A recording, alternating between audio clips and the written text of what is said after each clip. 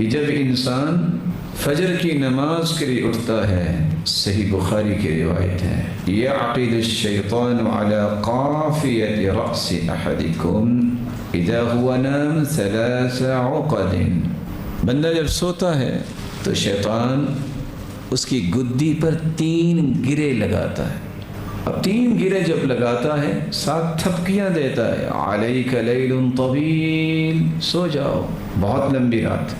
انسان سویا رہتا، اور ساتھ صرف یہ کہتا نہیں ہے فرقد، سو جاؤ، رات لمبی اور پریشانی کی بات نہیں ہے۔ فإن استيقظ فذكر الله انحلت عقدہ، رسول اللہ صلی اللہ علیہ وسلم نے فرمایا لیکن اگر کوئی فجر کے وقت بیدار ہو جائے، ذکر کر لے، ذکر کیا ہے؟ الحمدللہ الذي احیانا بعدما اماتنا وإلیہ النشور، الحمدللہ الذي رد علی روحی وآفانی فی جسدی وأذن لی بذکری، اٹھ کے بیٹھے سکون سے، اپنے چہرے پہ ہاتھ پھیرے اور یہ دعائیں پڑھ لیں،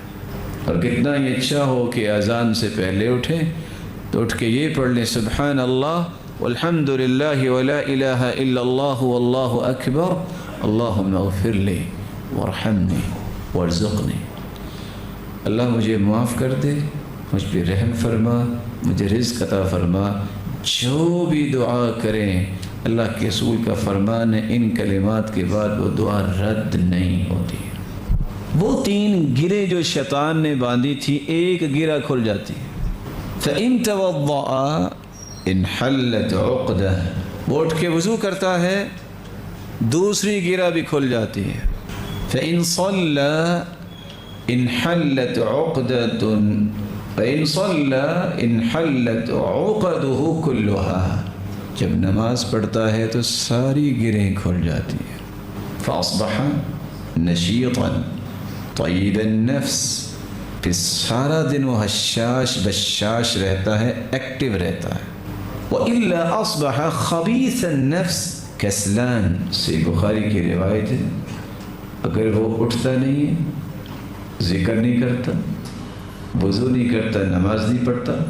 تو سارا دن خبیث النفس رہتا ہے۔